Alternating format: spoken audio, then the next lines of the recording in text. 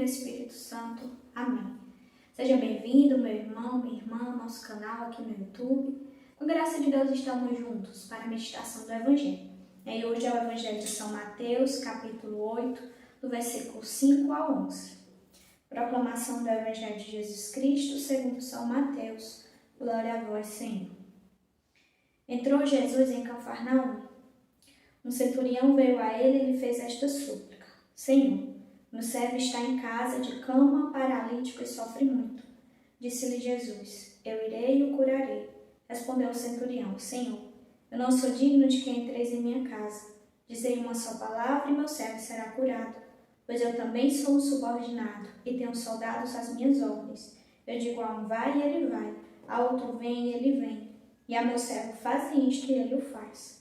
Ouvindo isso, cheio de admiração, disse Jesus aos presentes: Em verdade eu vos digo, não encontrei semelhante fé em ninguém de Israel. Por isso eu vos declaro que multidões virão do Oriente e do Ocidente e se assentarão no reino dos céus com Abraão, Isaque e Jacó. Palavra da salvação. Glória a vós, Senhor.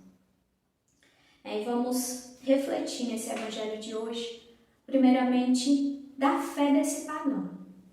Esse centurião não era judeu, era um pagão, era um gentio, e veio buscar a ajuda de Jesus com tamanha fé, a ponto de Jesus falar para ele esse elogio: não encontrei semelhante fé em ninguém de Israel.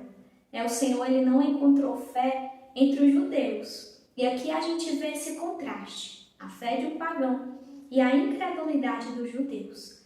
Que Jesus, ele como Messias, como Salvador, ele veio primeiramente para os judeus, para os israelitas, mas esses não acreditaram, não abraçaram o Senhor, não olharam o Senhor com fé como sendo o Messias, o Filho de Deus. E esse centurião pagão, ele reconhece o senhorio de Jesus, reconhece a autoridade do Senhor. Ele percebe isso em Jesus, tudo aquilo que os judeus não percebiam. E vai em busca de Jesus pedir ajuda para esse seu servo. E a gente encontra muitos milagres nas narrações do Evangelho. Mas esse milagre, o interessante dele é que é um milagre que Jesus realiza à distância, sem um toque.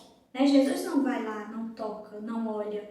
Ele não dá uma palavra para o servo que estava doente. Mas ele cura simplesmente pela fé desse centurião. E realiza esse milagre à distância. E realmente isso acontece. Nós encontramos isso também com a situação daquela cananeia, que tem a filha também enferma, atormentada por um demônio. E Jesus também cura a menina à distância pela fé dessa mãe.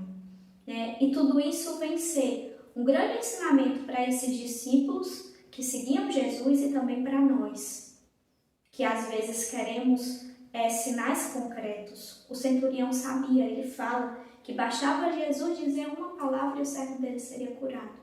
Ele não pede a Jesus nenhum sinal para que ele acredite. O sinal que ele quer é só a palavra de Jesus.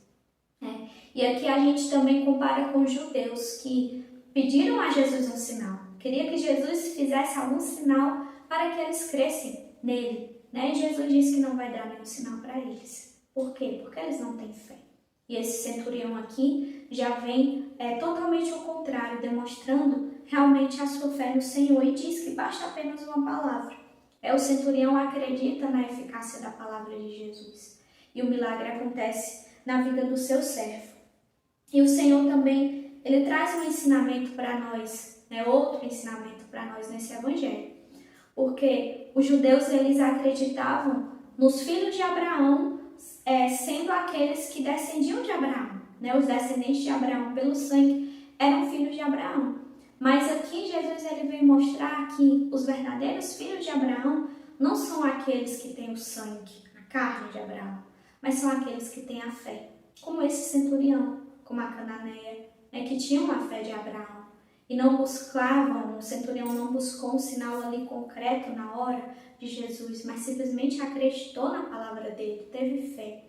E se nós queremos ser filhos de Abraão, queremos ser filhos de Deus, temos que ter essa mesma fé do centurião.